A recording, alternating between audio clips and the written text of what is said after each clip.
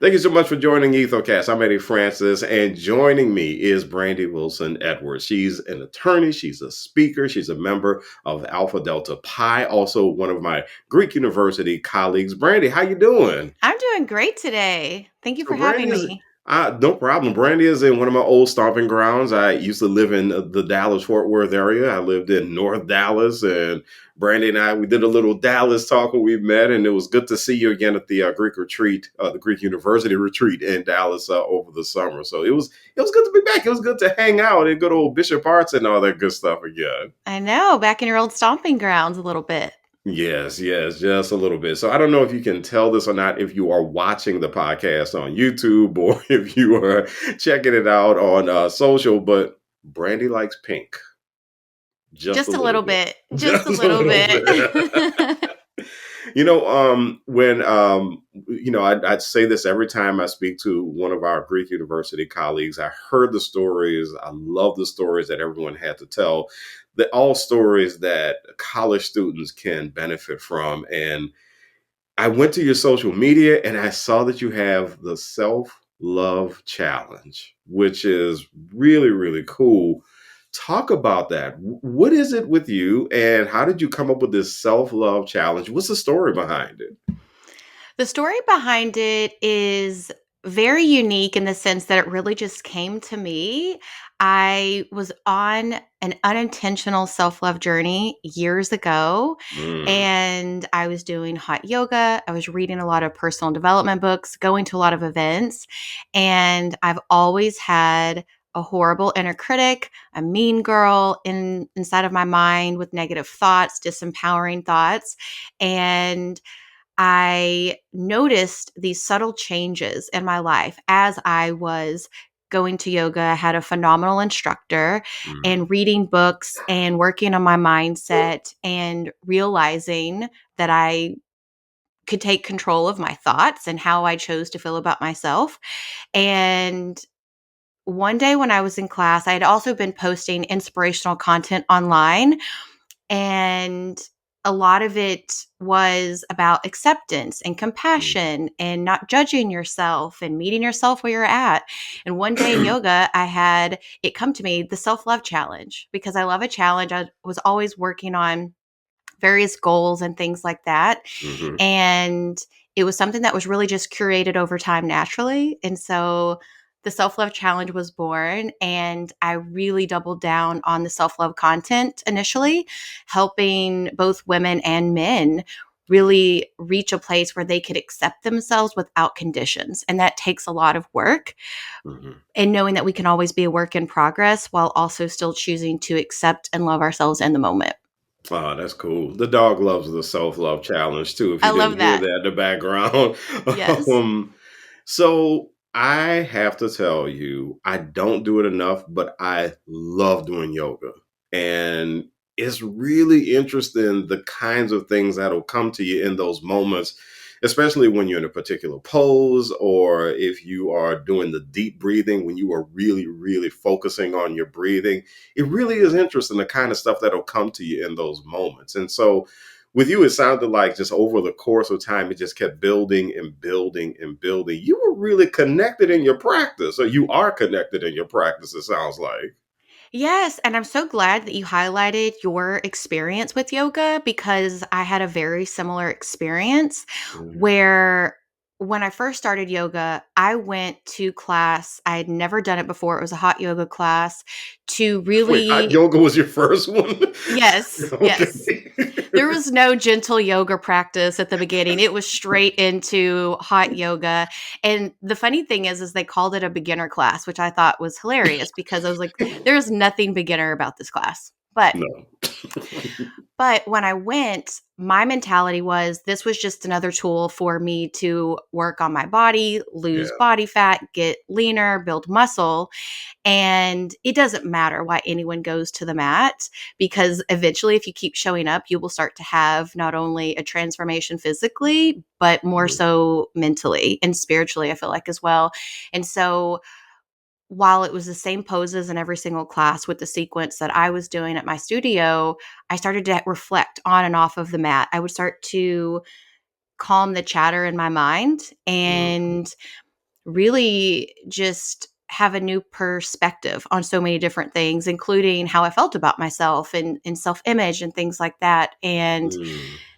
it's so beautiful, the power of yoga, because it's so much more than the poses. That is really just a catalyst to that self-awareness, that reflection that is really transformational.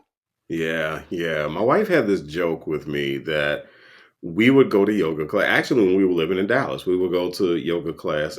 And one day she looked at me and she goes, "You are always so happy after these classes." And Mhm.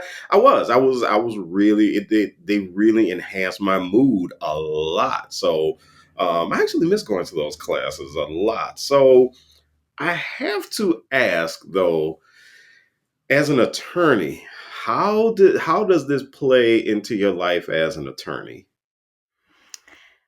Well, number one, yoga and being mindful and intentional and things like that, it is an incredible way to manage stress in Yeah. an empowering way, because we all have choices and we can cope with stress in a variety of different ways.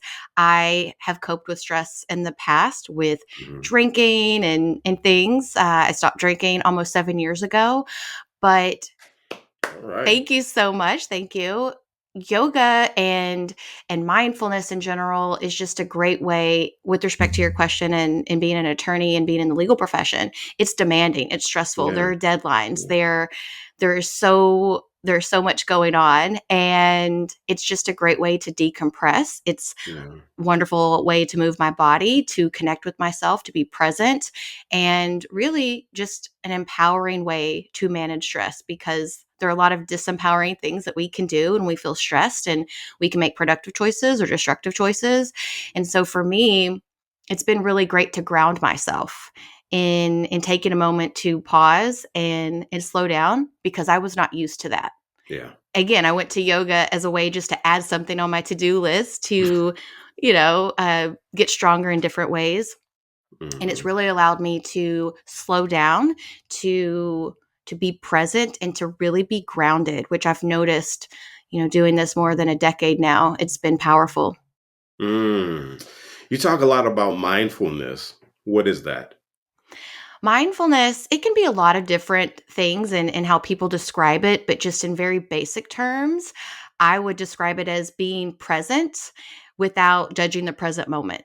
So just Mm. noticing, Hmm. really. If you were to think about one word for mindfulness, you could think about it as noticing. And mindfulness, I think people often think that it has to be meditation, where your eyes are closed and you're listening to absolutely nothing. It's silent and you're just supposed to have zero thoughts. And that's either by yourself or in a guided meditation with an instructor. And meditation is one way that you can practice mindfulness, but mindfulness is simply being present in the moment, being Hmm. present. And we all have stressors, we have challenges, we have things on our to-do list. We have, for the members listening, sorority and fraternity obligations, uh, so many different things. And we also have that inner roommate, the inner dialogue that we have with ourselves. And so being mindful and being present allows you to notice everything that's happening in your mind, everything that's happening around you, the distractions, the stress, all of it, but being able to come back into the present moment, because it's really easy to go through the motions and be on autopilot and realize, especially kind of when you're driving and you realize, okay, I've been driving for 30 minutes. How did I get to my destination? Even though you were paying attention with the Yeah. lights and things like that. But it's taking yourself off of autopilot, which requires intention Hmm. and being present. And you're always going to be distracted and coming back to the present moment. Yeah, yeah. I'm glad you brought up what it looks like in fraternity sorority members because I've asked a few people on this podcast, what is it about Greek life that makes us so different? And from the responses I've gotten, and also just listening to myself talk about Greek life, listening to what you just said. Number one, there's always something going on. I Hmm. think number two, you're always surrounded by these really strong personalities, constantly surrounded by strong personalities. And I think one thing that we tend to do in Greek life is we tend to put a lot on ourselves. We can be hyper competitive. We can also be hypercritical. And sometimes we are just reaching for perfection in certain things. And so, with all of that being said, from your standpoint, especially as a sorority woman, how do you see mindfulness coming into play with Greek life and fraternity and sorority members? That is a great question, and it's one that I wish I had the answer to when I was in college Well, because tell I me didn't about it. I I know. did I did not find all of these amazing perspectives and practices until long after. So I'm so glad that you are hosting a podcast like this. We're having these incredible, thoughtful conversations. But mindfulness, with respect to Greek life, it when you're present and aware and you're not judging what's happening, it can help you in so many different ways. Number one, sorority and fraternity members, it can help them manage their stress. Hmm. So, the breathing exercises that you can do, the meditation, of course, but also being mindful with if you're going to the gym and being focused on what you're doing and not multitasking, not scrolling on social media in between the stair stepper, the sets that you're doing with the weights. Stress management, Yeah. is one aspect. With sorority and fraternity life, mindfulness can help increase focus and productivity. And so that shows up in having better time management. Again, not multitasking, not going to the library and also doing five other things. It's just being present where you are at and doing that. And then noticing whatever is happening that's trying to distract you, and you can get to that later, or you can add that on your to-do list later. Also, with sorority and fraternity members, mindfulness can be helpful. When you talk about earlier, you said the perfection, that stress Mhm. that we have to be perfect, and that's exhausting, and that will follow you into your careers. For all of the members listening that strive for perfection and feeling like you can't have any errors, and you just And not always and have not forget and not forgiving yourself for making mistakes. Yes, because Yeah. that's part of it. It's not only part of being younger, but it's part of just being a human being. Yeah. Mistakes are always going to happen, and we always have room to improve. And so mindfulness can help with emotional resilience, having that compassion for ourselves that is so needed, but not only compassion for ourselves, but compassion for the members, because it's Mhm. really easy to judge someone and judge why they are doing something or why they have a certain behavior, especially when it comes to standards meetings. And what a powerful shift it could be if everyone started to meet their members with more compassion and understand each other a Mhm. little bit more, and create a safer space, if you will, where people feel like they can open up and not be judged, because oftentimes certain behaviors are symptoms of other things. Mhm. So emotional resilience, and just the compassion piece is huge for ourselves and others. Yeah, yeah. You're listening to Ethocast. I'm Eddie Francis. We're talking to Brandy Wilson Edwards. She's an attorney, a speaker, member of Alpha Delta Pi, one of my colleagues with Greek University. So I have a question. You and I think we agree that we really wish we had understood concepts like mindfulness in college, because I'm going to ask you about burnout. And I did have a burnout experience in college. But I have to ask you this. Do you think that Brandy in college would listen to Brandy today? I do. And I Okay. feel like so much of my content that I create now, it stems from what Brandy needed to hear years Yeah. ago, what Yeah. the current version of myself needs to hear, and also what the future version of myself needs to hear. And because I write my content and create my content in that way, I think that's why it's so relatable to so many Yeah. people, whether it's college students or attorneys or other professionals. Yeah. I get I think I would have listened to myself. I really do, because I actually told the group of Southeastern Louisiana University, I spoke there recently, and one of the things I told them is that I really wish I had gotten some kind of mentorship as a chapter president in college. But I also told them I didn't ask for help either, and I really do believe that if this version of me, if I had seen the college version of me and say, hey, let's talk for a second. Let's have a pizza and a Coke. I mean, I really think that I would have responded well to that. I think I would have listened to that. And of course, I still would have been a college student about everything. Right. But I do think some things would have landed with me if I had had that kind of voice, or if I had asked for that kind Mhm. of voice. So that's great. I love the confidence that you have, that you really feel that you would have listened to this present day you. That's really cool. Very Thank you. cool. Thank you. I Yeah. appreciate it. So let's talk about burnout. One of your presentations with Greek University is about burnout. It is shine bright instead of burning out. And Mhm. why do you think it's so important to talk to college students about burnout? We have our stories, but why do you think it's so important to talk to college students about burnout?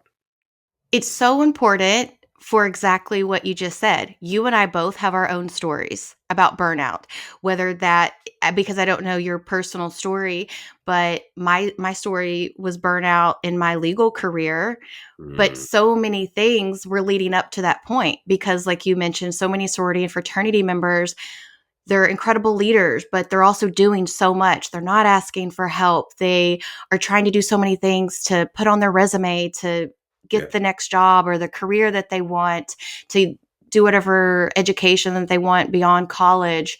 And students take on so much, mm, not just within their sorority and fraternity, but maybe they're taking on extra things with their family or yeah, yeah, with their friends. And when you are the strong person for everyone, when you are the go to person for everyone who will say yes, who will step up, that can that can spill over into your professional career. hmm, And burnout affects people differently, shows up differently, and it's just important to talk about it so that students can recognize the symptoms, whether they experience it or might experience it in college, or to help set them up for success hmm, professionally when they hmm, graduate so that they don't become a statistic or they don't get to that point where it might be too late to. And I don't think it's ever too late, all things considered, but so it just makes their lives a little bit easier yeah. in their current space as well as in the future. Yeah, Brandy, it took me years to figure out that I was burned out in college Mhm. because, and I told the story at at the Greek University retreat where I really lashed out at my frat brothers as a college president, or as a chapter president. And years later, I realized that I lashed out because I was burned out, and Mhm. the way the burnout came out in me was lashing out. And so if I'm just thinking, I would love for current college members to recognize that when you do see those unusual behaviors from your frat brothers or your Mhm. sorority sisters, it could be something like burnout. And you're right. I mean, college students have so many demands, not to mention, college students have the added demand these days of having pressure from social media, which wasn't even close to a thing when I was in college. Right. And they do have that added pressure of constantly looking at social media, looking at what their frat brothers are doing, what their sorority sisters are doing, what the other fraternities are doing, Mhm. or the other sororities, or even worse, what the other campuses are doing. And Mhm. so they do have that added pressure of, why can't we be like that? Why don't we do? They have 400 members in their chapter. Why do we have only 100? I mean, Mhm. I can only imagine some of the thoughts that a lot of these students these days have, and how that may contribute to their burnout. I mean, is that something, in your conversations with college students, what kinds of thoughts have you heard them express that would make you think, okay, let's get you to a place of learning to practice some mindfulness. Mhm. Let's get you to a place of recognizing that you're burned out and you need to forgive yourself for a Mhm. second here. You can be excellent, but you don't have to beat yourself up. How have you seen that expressed, or how have you heard that expressed? Mhm. So, one thing of everything that you've just described, a lot of that stems from comparison and competition. Yeah. And when you are trying to measure up to everybody else, especially people or chapters that are doing more than you, or they're further along in their journey than you or your chapter are, you're going to fall short and be disappointed, and putting that pressure on yourself. And then eventually just burn out of trying so hard or putting so much more on your plate to get to that next level, rather than being patient and allowing things to unfold in your time or your chapter's Mhm. time, because Or results. maybe even just keeping your journey in context. Yes, yes, and being patient, Yeah.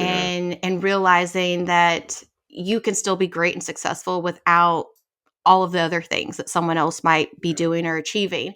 But how it shows up in conversations that I've had with college students, something that I saw over and over at the leadership conferences for college students that I attended earlier this year, was there was a lot of disengage. A lot of students were Yeah, disengaged. yeah. They were not being as active in their chapter, Mhm, and they were struggling with getting students to step into leadership positions, to take on extra responsibilities, to show up to events.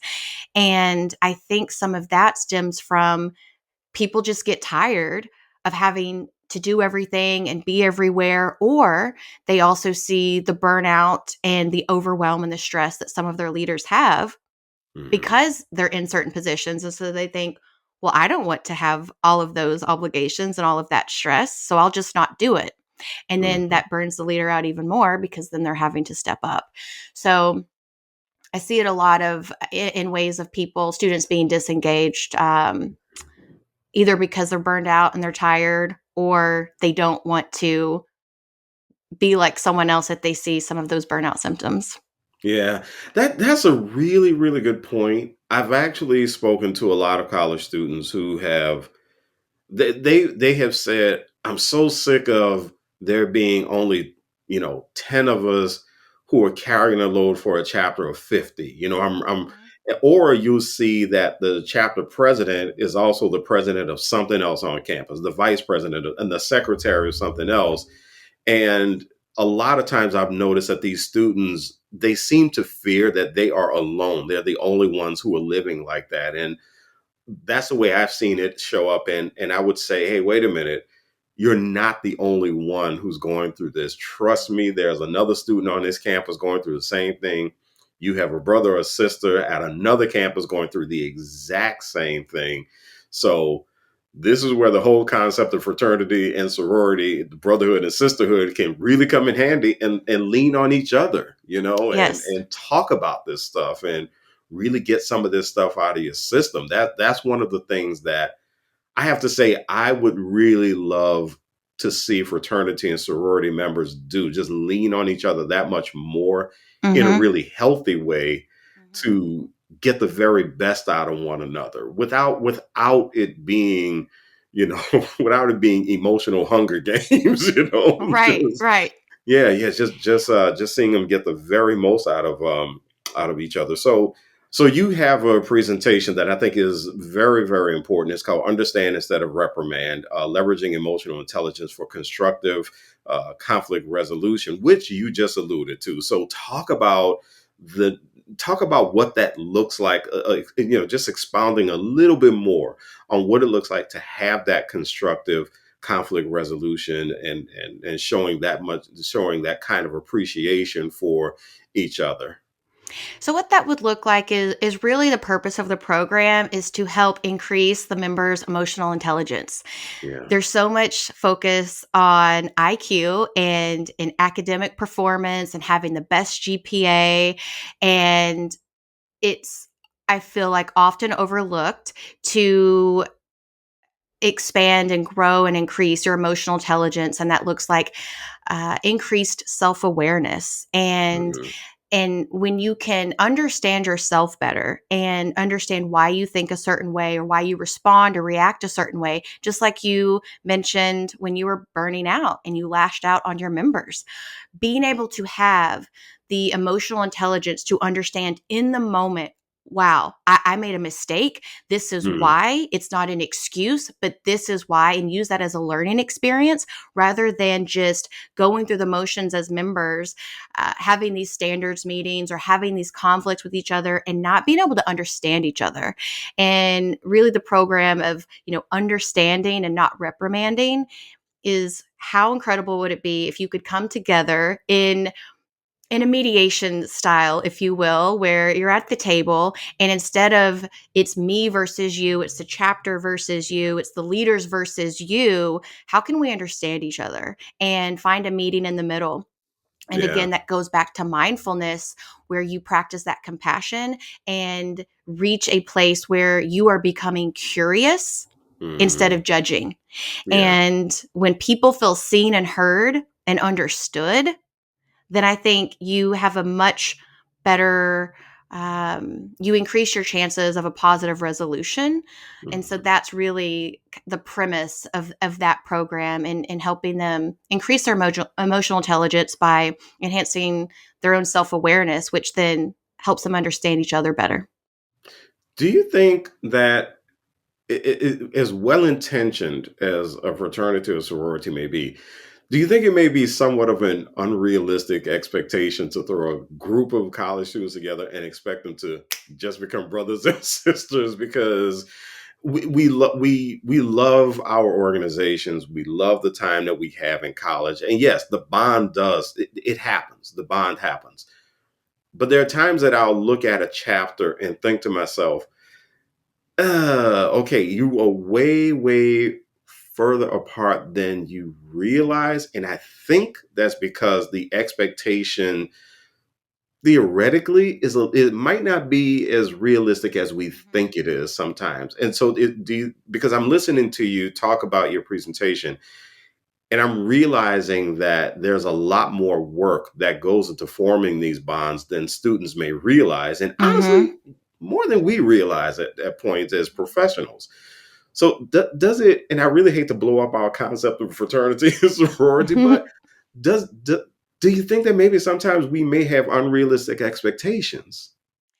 I think what you said is very accurate, and it would not be realistic to think that hiring a speaker to go in and give one presentation is going to fix everyone's problems. Right. Just like any event that professionals might go to and hear an inspirational talk or a leadership talk, there has to be things that happen after that, because life happens after Yeah. a presentation ends and you go back to your routines.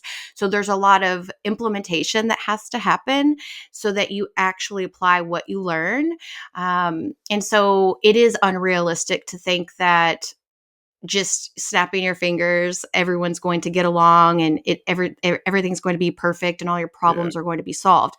But that doesn't mean that it's impossible. It might be Right. Right. challenging, but change takes time Yeah. and growth takes time. Working on our individual mindsets, working on our individual goals, working on our collective goals as an organization, change, it all takes time. And so it's just being intentional with the members that you're inviting to be part of your organization so that there is that alignment, and then being able to notice and recognize when there is maybe some unmet expectations or misalignment. What is Hmm. the protocol so that we don't continue to um, create a bigger divide? Yeah. uh, Yeah. and, and just and obviously that's very different on how to uh, tackle that particular problem. But you have to have members who want the change, who want the unity, who want to be there, and be willing to sometimes part ways with people if there are Hmm. if there's not alignment. And I think on the expectations piece, that really goes to my point earlier about asking people, what are your expectations Hmm. when you're joining this organization, or what are your expectations after your first year? What are you hoping to get out of this year 2, year 3, year 4? Because it is a brotherhood, it is a sisterhood that extends well beyond college, and you want it to be a great experience for everyone, um, and having those conversations, having the courageous conversations, the challenging conversations that everyone's not going to like what they hear. But Hmm. when Yeah. everyone can feel like they can express themselves and be heard, and that it's not going to necessarily be dismissed, I think Mhm. that's where you start to see the change. And then that's where you start to have the brotherhood and sisterhood that everyone thinks of when you think of a successful fraternity or sorority. Yeah, I actually had a few years back. I had a fraternity sorority life director after I presented at the campus. They came to me and they said, I'm trying to understand how is it you everything you said tonight, I said to them already, but now they're listening to you. And I said, Mhm. well, let me tell you what my job is. You hired me to come in and to not repeat what you said, but to affirm and confirm everything that you're doing as a leader. Because now that they hear it from someone else, now they Yes. believe it. And so I said, but now they have marching orders. Now they have to follow through and now they have to do these things. And hopefully, what I did as a speaker tonight is making your job much easier so that now they can really, really understand and buy into what you're trying to do. So, I really, that's really my hope as a speaker that going in, I can plant that seed that can really help the fraternity sorority director, the student activities director, or the student affairs vice president. It can really plant a seed that'll really get the students to buy in to what it is that they're trying to do at the campus. And that is the help that I really, really hope that I can offer. And I hope that's what students do. I hope they take it and run with it in the right way so that people's jobs Yes. are much easier. And that's why it's so important to be really consistent on campus with programming, bringing Yeah. in speakers to talk to the students every year. And it could be a similar message every year because so many students need to hear the same message over and over again. And the Yeah. reason is because you can only take in so much information. You can only make so many changes at one time. And when you're a freshman and you hear a message, and then you hear a similar message again the next year, they're in a different place. They have Yeah. grown. Then when they hear that message again as a junior and they're stepping into more leadership positions, it just is amazing. The impact that is possible when campuses prioritize programming and students hear similar messages over and over again from their advisors, from different people in their community, from speakers reiterating the same message in different ways. Yeah, absolutely. And they keep getting new members. And Yes. so yeah, they're gonna have to hear that over and over again. Well, Brandy Wilson Edwards, my colleague with Greek University, attorney and speaker. Thank you so much for joining me on Ethocast. I really appreciate you. Thank you so much for inviting me. I enjoyed our conversation. It was very enlightening for me, and I know that it will hopefully inspire some of the members listening to make some positive changes in their organization.